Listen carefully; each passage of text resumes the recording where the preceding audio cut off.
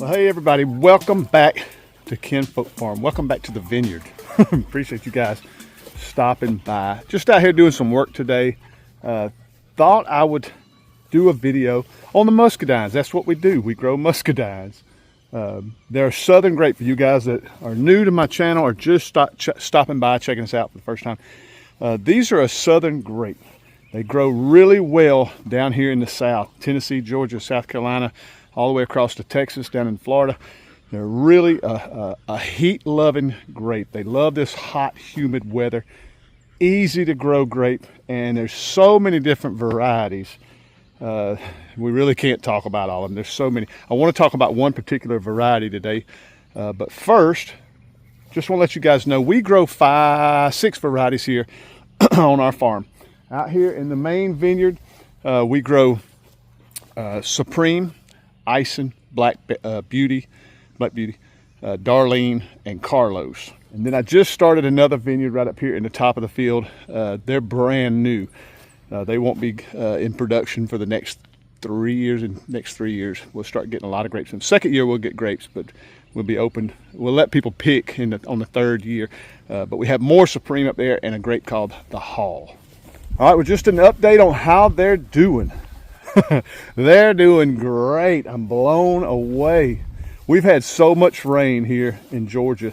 I haven't had to water but about three times since they started growing.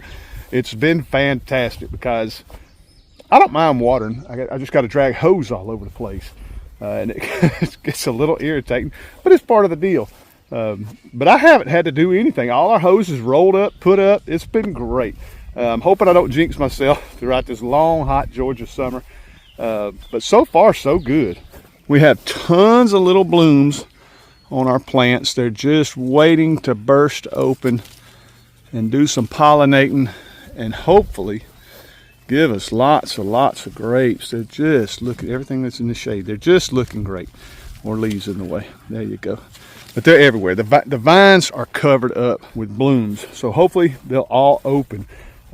One thing I've learned over the years, if you don't have adequate water, lots and lots of water, sometimes your blooms tend to not want to open. And that can hurt your pollination for your plants, which gives you a less yield. You don't get as many grapes. But anyway, that's not what we're here to talk about today. I want to talk about, my opinion, the ultimate muscadine. All right, well, we're down here in our little small vineyard, the one that we sort of started, well, the one we started first before we started the big vineyard. And this is one where we really don't let a lot of people pick. This year, we're thinking we may let a lot of people come down here and pick. A lot of people want more Scuppernongs. We have a lot of Scuppernongs in here, the bronze grapes. So we may let people start coming down here this year just to supply the demand. But what I want to talk about was the ultimate, in my opinion, the ultimate muscadine. To me, first let me start off by saying, I went to the University of Georgia meetup they had last year out in Tifton. And this is where the campus down there in Tifton is where they start creating all these different varieties of muscadines. And in 2010, they started doing research with the Ruby Crisp. That's what I want to talk about today. It's a cross between a Supreme and a Terra. 2010, they started the research. 2019, they released them to the public. I think I got mine in 2023. I bought 5 plants. That's all I got room for. I could start another vineyard over here on the corner, but I sort of got some plans for something else over there later down the road. Not sure yet. But I just wanted, because I'm a muscadine grower, I wanted some. I tried them down there in Tifton. They're a fantastic grape. They're a big ruby color, nice, crisp, fleshed muscadine. They are absolutely phenomenal. And what I like about them is they're hardy, heavy producers. And that's what we want when we grow something. We want lots of product from it, or fruit, or whatever we grow. If we're growing a big garden, we want lots of vegetables. Well, when I'm growing muscadines, I want lots of muscadines. These things are such heavy producers that the guys down there at the University of Georgia informed us the first,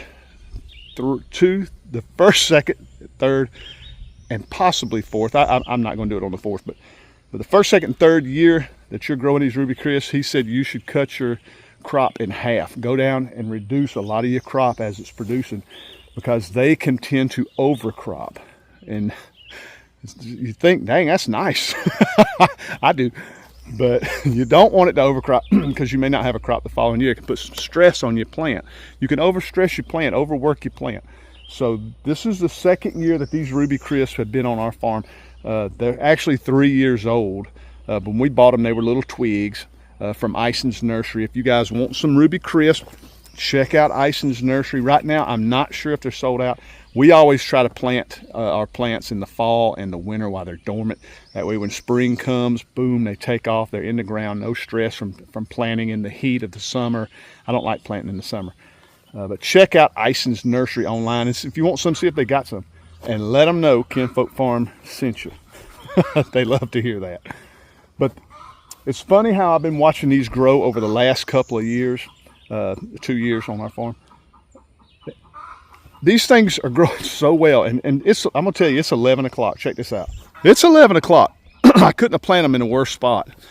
This giant tree, they don't hardly get any sun until it gets, let's see, it's 11 now, so they get just a little bit of sun. That's it. Once they get over these trees, they don't hardly get any sun. But these have always grown really well. They're in the sun now. But, I mean, it's 11 o'clock. They don't get hardly any sun. And you can tell on this end for sure. These two right here are struggling. This was a struggler. It's a really weak plant when we first got it. I actually didn't think it was going to make it. I left it alone, and this year it has taken off. Look at the growth. I mean, from here all the way out. I mean, it's just taken off. This one is doing pretty good. It's already, this is the second year. The first year I got it up and pretty much to the wire. I mean, to the next post. But it's already getting past the post. Of course, something has, that might have been me, chipped it. Because once they get past the post, I try to keep them shortened down. So I'll pinch the tips to stop the growth and let everything grow down this way. I don't want them to keep just going and going and going. I try to keep them at the post, at the 10-foot mark on each side. But check these things out. They just got blooms all over them. For second year plants, they're just loading up and ready. I mean, it's just amazing. When these things open up, like I say, we need to come in and take about half of them off. I mean, it's just amazing. It is just going to be an awesome year for these things. Like I say, this was a weak one, but it's still going to produce. There's blooms everywhere waiting to open. They're just covered up. Just a super plant, super plant. Now these are the ones that get more light, these three here, and you can see they're already just about growing to the ground. I mean, they're 4 inches from hitting the ground. They're actually growing better. These are 2-year-olds. They're growing better than the ones out in the big vineyard, which are on their 6th year. They're growing better than the ones out there. It's amazing.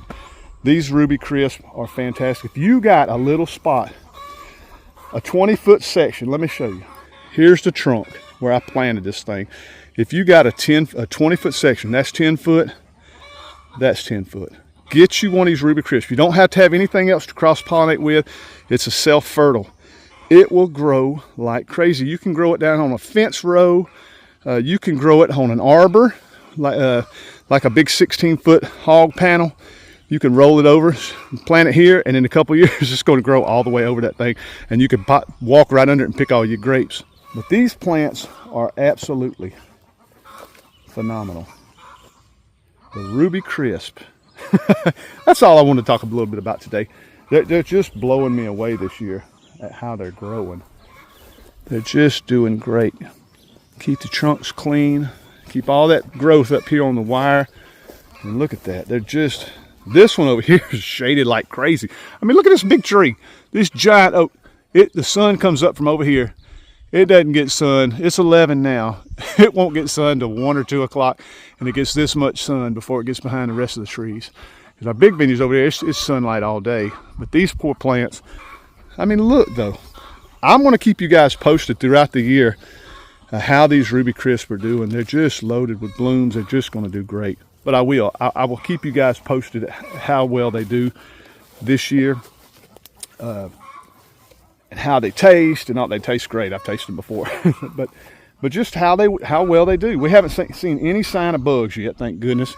I hadn't had any bugs this year, but I know the Japanese beetles are coming, so I got to prepare for that. But the Ruby Crisp are rocking. Get you some Ruby Crisp. Check out Ison's Nursery, of course. I will keep you guys posted at how well they're doing this year, and if I have any problems with them, I'll definitely let you guys know. Hey, back off. But I will let you know how the Ruby Crisp are doing.